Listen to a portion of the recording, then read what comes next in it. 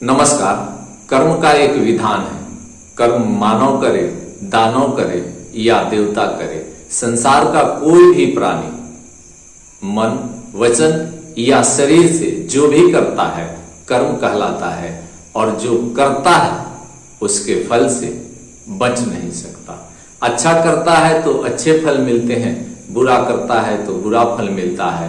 यह संसार जानता है और हर धर्म के लोग कर्म को सर्वोपरि मानते हैं।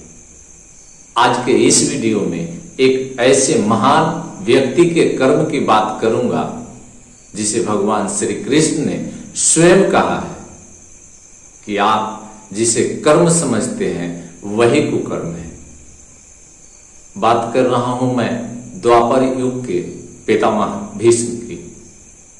महाभारत के युद्ध में भगवान श्री कृष्ण ने हथियार न उठाने की वचन दिया था, किंतु एक व्यक्ति जो पितामह भीष्म थे,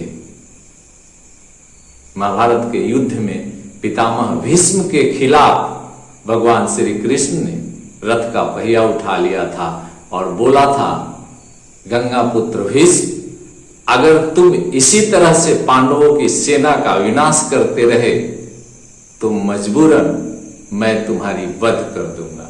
पितामह भीष्म को इच्छा मृत्यु का वरदान अपने पिता महाराज शंतनु से मिला था। पितामह भीष्म को वरदान था कि आप जब चाहेंगे उसी समय आपकी मृत्यु होगी, लेकिन भगवान कृष्ण ने उन्हें कहा और बताया कि जो इच्छा मृत्यु का वरदान है आपका, वह मेरे लिए कोई बंधन नहीं है। मैंने जो वचन दिया है कि मैं महाभारत के युद्ध में हथियार नहीं उठाऊंगा, यह भी मेरे लिए कोई बंधन नहीं है। आप जो बंध चुके हैं अपने प्रतिज्ञा से, मैं किसी प्रतिज्ञा से नहीं बंधता। और पितामह भीष्म आपकी प्रतिज्ञा ही महाभारत के युद्ध का कारण बना है। जिसे आप कर्म समझ रहे हैं वही कुकर्म है। आश्चर्यचकित रह गए थे पितामह भीष्म कि भाई, मैंने तो जानबूझ करके कोई कुकर्म नहीं किया। भगवान श्री कृष्ण ने बताया कि जिस समय द्रौपदी की चीरहरण हो रही थी, उस समय उस सभा में आप थे और आपने उसे बचाने का प्रयास नहीं किया। यह कैसा कर्म है? इसे कुकर्म ही कह सकते हैं। कोई महान योद्धा, एक नारी की चीरहरण हो रही हो, एक नारी का वस्त्र हरण हो रहा हो और वह चुपचाप मौन दिखता रहे। भगवान श्री कृष्ण ने कई ऐसी बात पितामह भीष्म को उस समय बताई कि आप जिसे कर्म समझते हैं, अच्छा कर्म समझते हैं, वह कुकर्म है। कर्म आप अपने मर्जी से जो अच्छा समझते हैं वह अच्छा नहीं होता। कर्म करते समय आपके विचार, आपकी भावनाएं और आपका आचरण, जिसे आप पॉइंट ऑफ व्यू कह सकते हैं कि आपका उद्देश्य, उस कर्म को करते समय आपका उद्देश्य क्या था, वह मायने रखता है। एक चोर जब अपने बीवी बच्चे को भूख को देखता है, भूखा देखता है और चोरी करने जाता है ताकि मैं इसका पेट भर सकूं, तो उसका उद्देश्य चोरी करने का जो पाप लगता है उससे वह बच जाता है, क्योंकि उसका उद्देश्य जो है अपने बीवी बच्चों का भरण पोषण करना है। किंतु इस वीडियो में मैं पितामह भीष्म की कर्म और उसके फल की बात करूंगा। तो आइए शुरू करते हैं। महाभारत केवल एक युद्ध की कथा नहीं है, अपितु यह मानव जीवन के नैतिक संघर्षों, धर्म और अधर्म की गूढ़ व्याख्या तथा कर्म के फल की अमर महागाथा है। इस महागाथा में कई महान पात्र हैं, परंतु उनमें भीष्म पितामह का स्थान अत्यंत विशिष्ट है। वह कुरु वंश के आधार स्तंभ, अद्वितीय योद्धा, वर्त के प्रतीक और नीति ज्ञान के ज्ञाता माने जाते हैं। परंतु क्या एक महान योद्धा और नीति के ज्ञाता का जीवन सदैव धर्ममय रहा? क्या उन्होंने जो कर्म किए वो पूर्णतः धर्मानुसार थे? और क्या उन्हें उन्हें कर्मों का उचित फल मिला। इन प्रश्नों की विवेचना करते हुए पितामह भीष्म के जीवन और महाभारत युद्ध में उनकी भूमिका का विश्लेषण अत्यंत आवश्यक हो जाता है। भीष्म का जन्म गंगा और राजा शंतनु के पुत्र के रूप में हुआ। उनका मूल नाम देवव्रत था। वे अत्यंत प्रभावशाली विद्वान, धर्मज्ञ और शक्तिशाली योद्धा थे। जब उनके पिता शांतनु ने मत्स्यगंधा सत्यवती से विवाह की इच्छा प्रकट की तो देवव्रत ने उनके विवाह में आने वाली बाधा को पूरा करने के लिए आजीवन ब्रह्मचर्य और सिंहासन त्याग का व्रत लिया। इस महान त्याग के कारण उन्हें भीष्म नाम और पिता की इच्छा की पूर्ति हेतु संकल्पित व्यक्ति के रूप में पहचान मिली।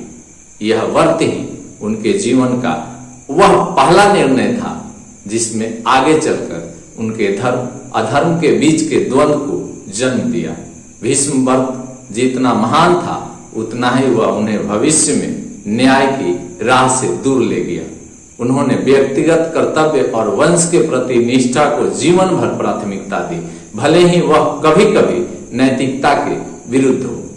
भीष्म के जीवन ऐसे कई निर्णयों से भरा पड़ा है जहां उन्होंने धर्म और अधर्म के बीच संतुलन साधने का प्रयास किया, किंतु कई बार वे केवल अपने व्रत, प्रतिज्ञा या वंश की रक्षा के लिए मौन रह गए या अनुचित कार्य का समर्थन किया।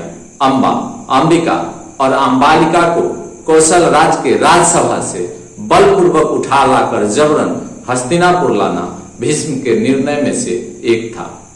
अंबा पहले से साल्व से प्रेम करती थी, किंतु भीष्म ने उसे साले के पास भेजने के बाद वापस लौटने पर उसे स्वीकार करने से मना कर दिया। नहीं उन्होंने उससे विवाह किया क्योंकि उन्होंने ब्रह्मचर्य का व्रत लिया था और न ही उसकी सामाजिक स्थिति की रक्षा की।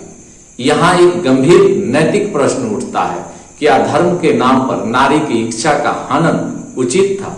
भीष्म ने अम्बा की करुणा पुकार को अनसुना कर दिया और अंततः अम्बा ने प्रतिशोध की अग्नि में आत्मदाह कर जन्म मरण के चक्र के माध्यम से शिखंडी के रूप में पुनर्जन्म लिया ताकि वह भीष्म के अंत का कारण बन सके।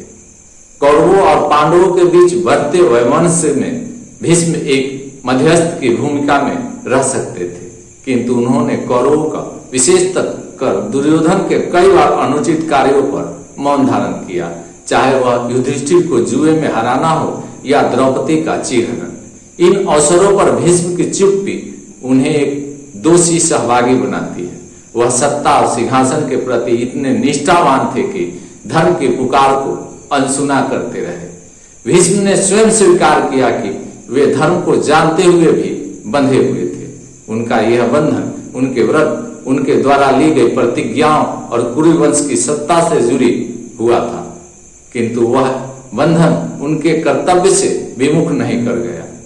महाभारत के युद्ध में भीष्म कौरवों की ओर से सेनापति बने, यह जानते हुए भी कि पांडव धर्म के मार्ग पर हैं और दुर्योधन अधर्मी है। उन्होंने युद्ध में भाग लिया। यह निर्णय उनके जीवन का सबसे विरोधाभासी कर्म था। वे धर्म को समझते थे, फिर भी अधर्म की सेना में शामिल हुए। उनका तर्क था कि वे हस्तिनापुर के सेवक हैं, न कि किसी व्यक्ति विशेष के। परंतु यह तर्क उन्हें नैतिक उत्तरदायित्व से मुक्त नहीं करता। उन्होंने अपने जीवन में हमेशा राष्ट्र के प्रति निष्ठा को सर्वोपरि रखा, परंतु जब राष्ट्र अधर्म के पथ पर हो तो क्या उसका समर्थन धर्म से बन जाता है? जब युद्ध में भीष्म ने अपराजयता प्राप्त की तो पांडवों के लिए उन्हें पराजित करना असंभव प्रतीत होने लगा। चूंकि शिखंडी को वो पुरुष नहीं मानते थे, इसलिए उन्होंने उससे युद्ध नहीं किया और परिणाम यह हुआ कि बाणों की सैया पर गिर पड़े। भीष्म की मृत्यु भी उनके जीवन की तरह ही विशिष्ट रही। वे इच्छा मृत्यु का वरदान प्राप्त थे और उन्होंने सरसैया पर शयन करते हुए उत्तरायण की प्रतीक्षा की। मृत्यु के पूर्व उन्होंने युधिष्ठिर को नीति और धर्म का उपदेश दिया, जो आज भी भीष्म नीति के रूप में प्रख्यात है। परंतु क्या वह सैया केवल शारीरिक पीड़ा थी या उनके उन पापों का प्रायश्चित थी जो उन्होंने जीवन भर प्रत्यक्ष या परोक्ष रूप से किए थे? अम्बा के साथ अन्याय, द्रौपदी के चीरहरण में मौन सहमति, अधर्म का साथ, ये सभी उनके कर्म थे और उनका फल शायद यही था कि उन्हें बाणों की पीड़ा सहते हुए मृत्यु की प्रतीक्षा करनी पड़े। श्री कृष्ण द्वारा गीता में दिए गए उपदेशों के अनुसार प्रत्येक व्यक्ति को अपने कर्मों के अनुसार फल की प्राप्ति होती है। भीष्म का जीवन भी इसी सिद्धांत की पुष्टि करता है। वे महान थे परंतु पूर्ण नहीं। उनका जीवन एक ऐसे व्यक्ति का जीवन है जो धर्म को जानता है परंतु कर्तव्यों और प्रतिज्ञाओं के जाल में उलझकर कई बार अधर्म के पक्ष में खड़ा होता है। भीष्म की सरसैया एक ओर तो उनकी महानता की गाथा है, एक योद्धा जो इच्छा मृत्यु के वरदान के साथ युद्ध भूमि में गिरा, वही दूसरी ओर यह एक प्रतीक है धर्म को जानकर भी मौन रह जाने वाले महान व्यक्तित्व का अंत का यही होता है। पितामह भीष्म को केवल एक महान योद्धा या त्याग के मूर्ति के रूप में देखना अधूरा दृष्टिकोण होगा। वे एक त्रासदीपूर्ण नायक थे, एक ऐसा पात्र जो संकल्प और व्रत की कठोरता में इतना बंध गया कि वह धर्म और न्याय के स्पष्ट स्वरूप को भी अनदेखा करने लगा। उन्होंने जो कर्म किए उनके कई श्रेष्ठ थे, जैसे ब्रह्मचर्य का पालन, राज्य की निस्वार्थ सेवा, नीति का प्रचार, किंतु कई कर्म ऐसे भी थे जो उनके महान व्यक्तित्व पर प्रश्न चिन्ह लगाते हैं। महाभारत में भीष्म का अंत इस बात का प्रतीक है कि केवल कर्तव्य परायणता या प्रतिज्ञा का पालन पर्याप्त नहीं, बल्कि धर्म का सार समझकर उचित समय पर उचित निर्णय लेना भी उतना ही आवश्यक है। अन्यथा चाहे आप कितने भी महान क्यों न हो, कर्मों का फल अवश्य भोगना पड़ता है। इस वीडियो में इतना ही। अगले वीडियो तक मुझे इजाजत दें। जय हिंद।